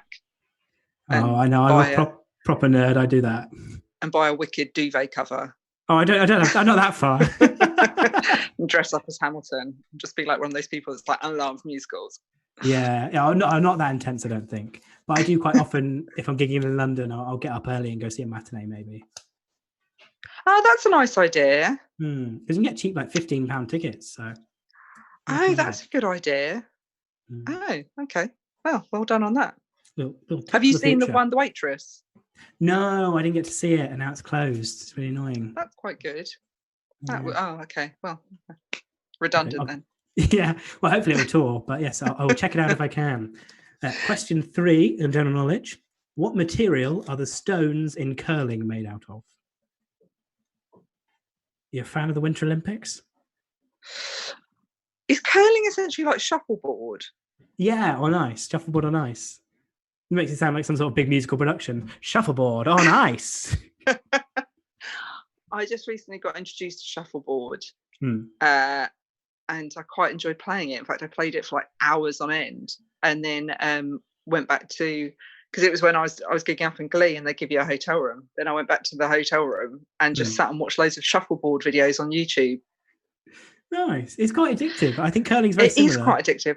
But what stone is it made out of? Yeah, Stegligs has got it right in the chat, as is Talisman Honking. Stegligs. I'm just reading out the chat who's got it right. I know very little about stone and what I don't know, granite. Yeah, you guessed it right. They are granite. That's amazing. Big granite stones. Question 4. E.L. James is the author of which infamous book series? E.L. James. E.L. James, yes. Infamous book series. Mm-hmm. I have no idea. If it's any help, I don't know if this is going to be. A lot of people have got it in the chat. A few people have got like. Does asterisk out in Tom? Does asterisk mean that they sworn? Oh, I've just got a bunch of people who've got little asterisks. Are you going to guess, Esther, or shall we reveal the answer? E.L. James. I've got no idea. It is 50 Shades of Grey that she wrote. Oh God, then I definitely wouldn't know. Yeah, you're not a fan.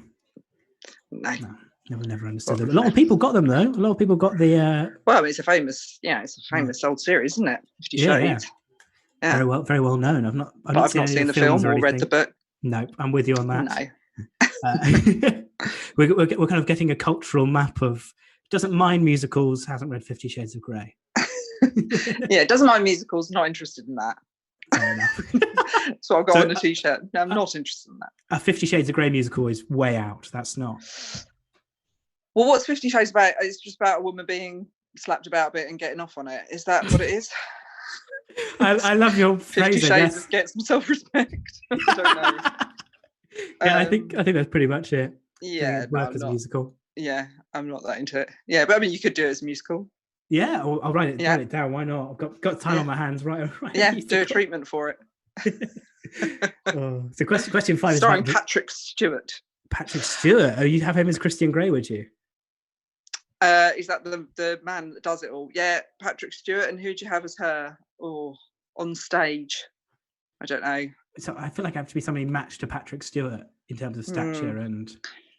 Yeah, I don't know. Someone who's quite formidable. Diane Abbott.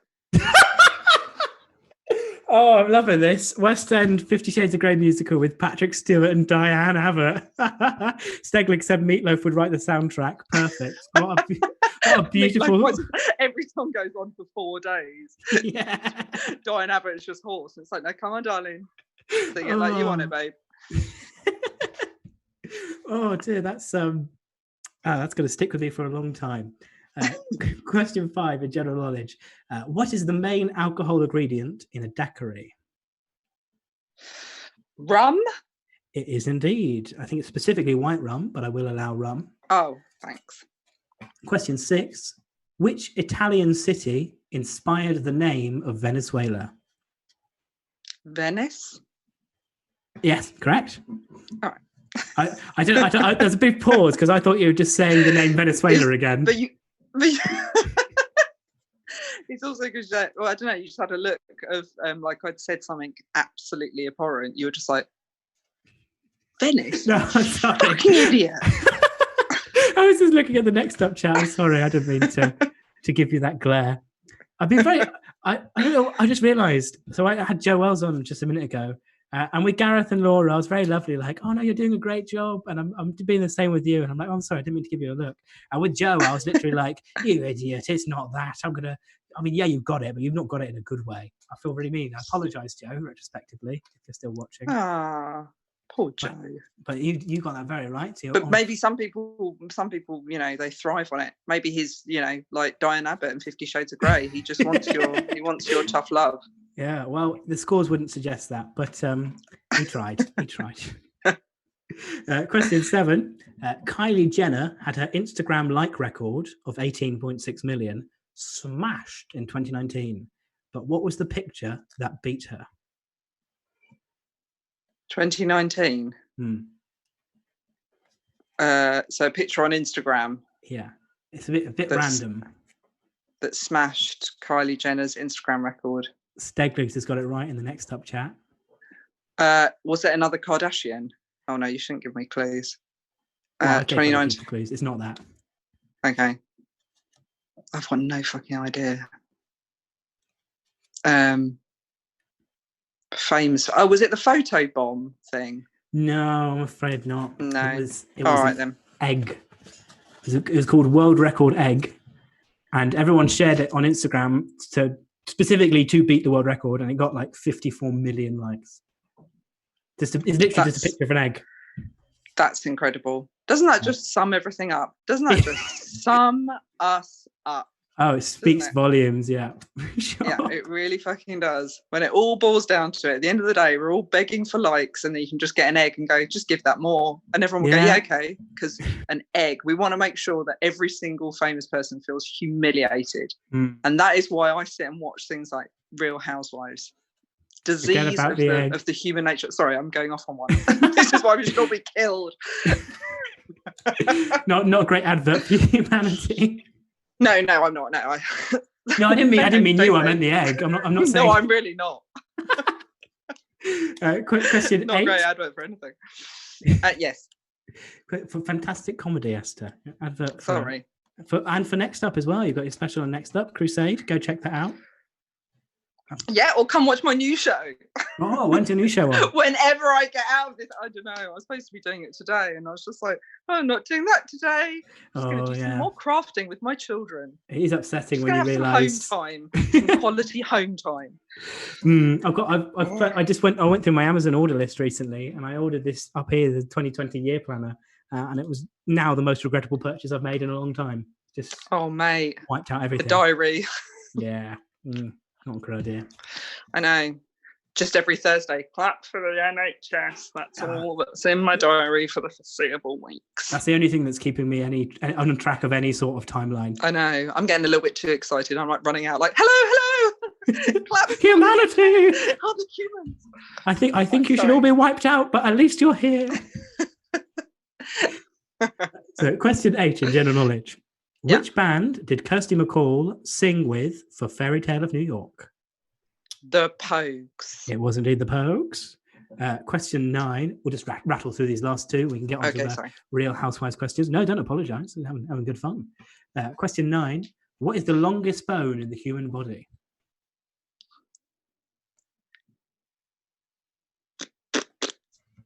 Fibia or tibia? Oh, somebody... Just jokey Jake. That's Jake. I don't know if have you met Jake Young? Yes, I love him. He's really sweet with all the dads. Yeah, with all the dads. Got a lot of dads. Yes. So fellow comedian Jake Young has said spine, which is adorable because it is long, but it's made out of lots of little bones. I'm afraid. Little Jake. So Nanonica's got it right. It's the femur. The femur is the longest bone. That's it. I don't know any biology. You see. Well, I'm afraid, yes. Because your femur is your thigh bone, is it? Yes, I think so. This one here. Yeah. So it's a substantial bone. Well, it's the longest bone in the human body. Yeah. The alternative question was, where is the smallest bone? Do you know that one? Would it be in the ear? It is indeed in the ear, the smallest bone. I'll write down bone. I don't know what it's called. Ear bone. I think it's like connected to the thigh bone. Huh? That's a very strange anatomy going on. I think it's called the stirrup or something. If you know in the chat, let us know. Finally, in general knowledge, though, what was the first superhero movie to be nominated for a Best Picture Oscar? Superman. It was not. It was more recent than that. It was Black Panther. Okay. Yeah, it was the first superhero movie. Don't watch superhero films. Apologies. Musicals and superhero films. Superhero films, and kinky books. Just shit reality TV. That's all I want in my life. Well, you're in luck, because next up is The Real Housewives of New Jersey. Ooh, yeah. Sorry. You got a bit excited there. I've been muting my mic because I've been going through water for the whole stream. So I've muted my mic every time I've had like a trapped gas, and I just missed it that time. So I apologise. Right. Yeah. Just throwing water in your own face. It's getting sweaty now. I was saying earlier I had to turn my fan off, so I've got a very sweaty bum. Anyway, that's too much info. Sorry, Esther.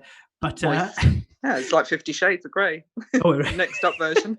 Next up, 50 Shades. Moist butter. Can we make that happen, Tom? Tell producer Tom in the. Do you think we can have?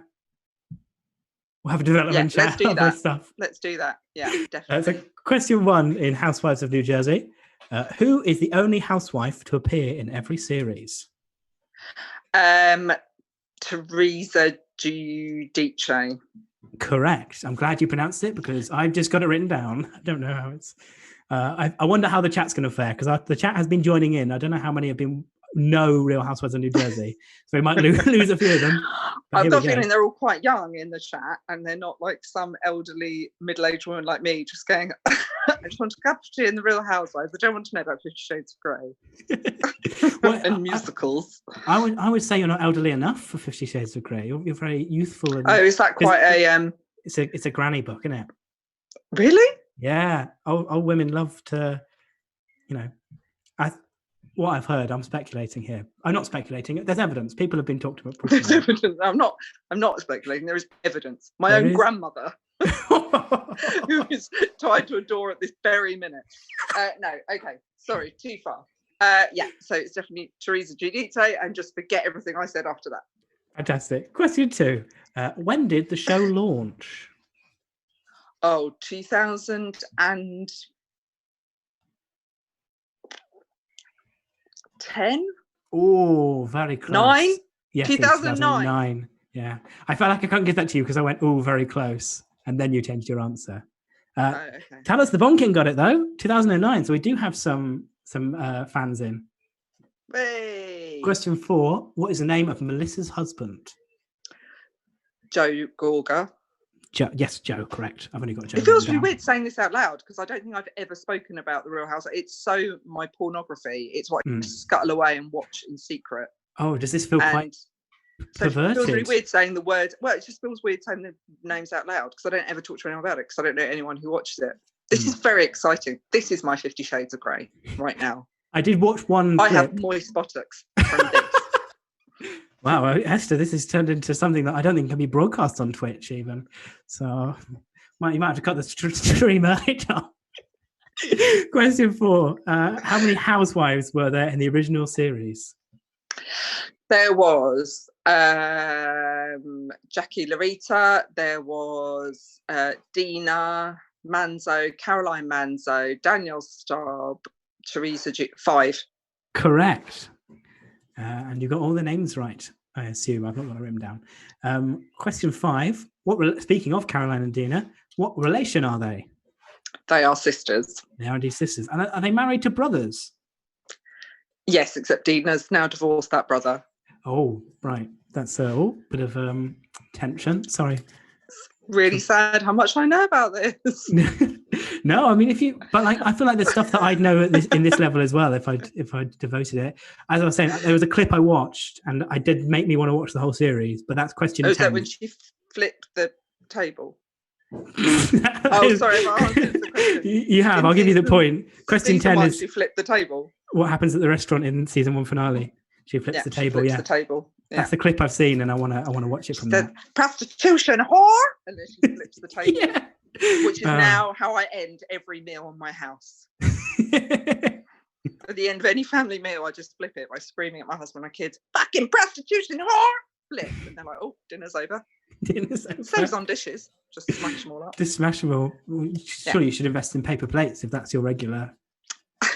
That's really unsatisfying, though. No one wants to see a paper plate like kind of wafting to the floor. Yeah. In a real rage, throw a paper plate at the wall. Be like, "Oh God, it's not." You got a Greek wedding and they're just tearing up paper plates. Just folding them, and just trying to get the satisfaction from the polystyrene popping. Like, oh, there we go. Yeah. Go up. Are there like wedding scenes in the Real Housewives? Do you see? They're already married. They're already married. I don't think there's. Oh, there was. Danielle got married, but it was weird and creepy. But yeah, she got married. Fair enough. Question 6: Who owns the posh clothing store? Oh, Kim D. Kim D. Correct. Is there another Kim? Is it Kim B? There's Kim D, and then there's Kim G. Kim G. She's in it for a little bit, but she's a bit of a weirdo. Yeah. Oh right. So it didn't last long. No, she didn't last long. Talitha Bonking says you're so good, Esther. Thanks, Tamitha Bonking. What's that? Tabitha Bonking, did you say? Oh, but 50 Shades. Talis the Bonking. Oh, Talis the Bonking. Okay. Question 7: How many daughters does Teresa have? 4. 4, correct. Question 8: Where did the housewives go on their first international vacation together? Oh my God, I don't know this. Oh, I feel quite excited that I've written a question that might catch you out. Let me think. Oh my God, if I get this wrong, I swear to God, I will burn this house to the ground. That's the only natural escalation, considering you flip the table every dinner. I know. I don't know. Let me think. So they went to maybe where would they have gone to? I don't think they went away in the first season. Shall I read you? No, I don't think they did. But shall I read you some of the guesses from the? None of these are right, but maybe they'll jog your mind. Cuba, Paris, and Mexico. So Nanonic, Talis Bonking, and Steglig say Cuba, Paris, and Mexico. Oh, I was thinking Mexico. No, Italy. It is Italy. Correct. Yeah, they went back to Italia. And finally, because it's very Italian, isn't it, New Jersey? Yeah. They're all Italian. So they went back to Italy. That makes a lot of the names make sense now. Yeah. Dina and Teresa Giudice. And yes. I can't believe I didn't click onto that earlier. I feel quite... So Dina and Caroline Manzo's father-in-law was murdered by the mafia. Oh, really? Jeez, I'm going to watch this, Esther. Yeah, this is very exciting. Laura, let's guess Florida for that last question. No, Laura. But finally, that's because Laura's clever. She's out reading books. She's not watching shite like me. Yeah, but I don't know, because that is I did say international holiday, and she said Florida, which is in America. So. Okay, well, I didn't even clock onto that, so you're cleverer than me. Oh, it's all getting a bit hierarchy. Cool, it really is. I think we can all agree that everyone's very clever and very lovely, and I'm happy to have you on my quiz show. I refuse to be referred to as clever or lovely. I am sick and angry. Sick and angry. So, fantastic. Well, sick and angry, Esther, we have one final question in this round. We did have 2, but you answered question 10 ahead of time. Question 9. She's so good. She asks the questions and answers them. That is quite impressive. Question 9. Which housewife left halfway through season 2? Dina Manzo. Correct, which brings your total so far to 15. However, you have a chance to get one more question, and the category will be voted by the audience. Now, your options are, what are they? They are Harry Potter or The Simpsons. Now, which would you prefer? Oh, do I choose or they choose? They choose, but I want to know what you prefer. I prefer The Simpsons because I know nothing about Harry. I've never seen or read any of the Harry Potter things. So Harry Potter's that was the very first round we had Harry Potter versus Eurovision, and Harry Potter kept getting rolled over. And I feel like maybe this is the time that finally Harry Potter wins, but it's not looking like it. We've got 2 for Harry Potter, 3 for The Simpsons. I'll give it a few more seconds to see what people vote for. I think Laura would vote Harry Potter because she's voted Harry Potter every round so far. Harry. Oh, it's 3 each. So, 4. Sanjay says Simpsons. 4-3. I'll give it 5 more seconds. 5, 4. Oh, somebody switched to Harry Potter. It's now. What is it? What is that then? 1, 2. Oh God, they made me take away. I think because we've been waiting for so long. 4 Harry Potter, 3 Simpsons. There we go. It's Harry Potter. I'm sorry, Esther. Okay, well, I won't know the answer, so there's no point. Well, this question is actually, you might be able to guess it. It's a timeline question. How many years between the Philosopher's Stone book release and the film release? Between the first book and the Is the first Philosopher's Stone the first one? Yeah. So the first book and the first film, how long between those? 5 years. That's exactly what Jake Young has guessed as well. However, the first person to get it right in the chat is Nanonic. It is 4 years. 1997 to 2001. So I'm afraid you didn't get the bonus point, but you did have a very respectable 15, Esther. So that places you in second place. And we have a tie. We have a tie for first. So the scores are: you have 15, Joe has 13. What are the audience scores looking like, Tom? How have people scored? Nanonic's on 15. Stegligs is on 13. Animal on 12. Al and Jake have 8 each. Talus on Talus Bonking on 6, yep. Bob Fossil on 5.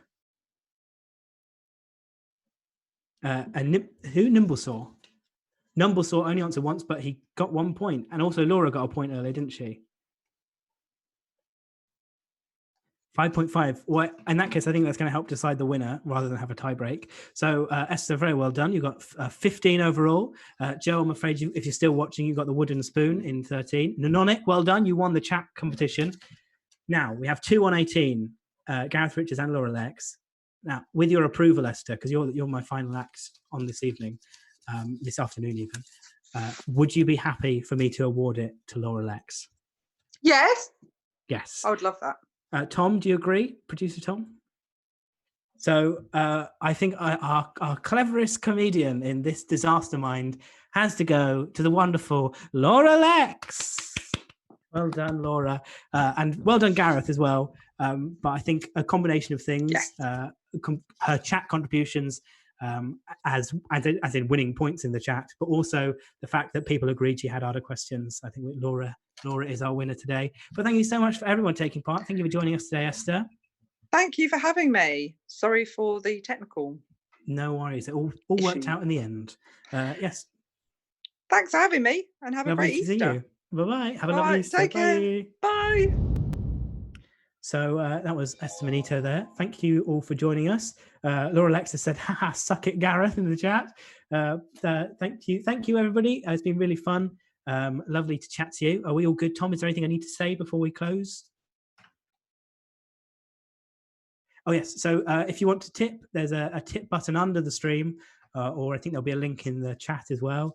Sorry, Gareth. Gareth is still watching, and he wants a battle to the death. But I think I've made my decision, and it is final. And I'm going to exercise some sort of power that I've not been able to about to achieve in recently. But I never really achieved kind of power exercise. So I'm sorry. I'm going to be a bit what's the word? Dictatorial here, Gareth. I'm so sorry. I'll make it up for you. I'll buy you a nice set of decaf tea bags. Is that okay? If you're still in the chat, let me know if that's okay.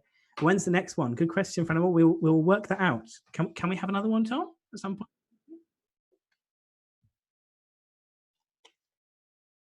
Awesome. So keep a view of everything that's happening on NextUp. This is such a cool thing. They're streaming 7 days a week. They're often like 2 different streams a day. Hopefully we're back with this, but just keep an eye on the schedule. Keep tuning in. Keep donating, and go support NextUp as well as a platform. But thank you so much. Gareth says this is the greatest miscarriage of justice ever. I'm so sorry, Gareth, but that is the end of our show. Lots of love. Have a lovely Easter, and I'll see you later. Bye bye.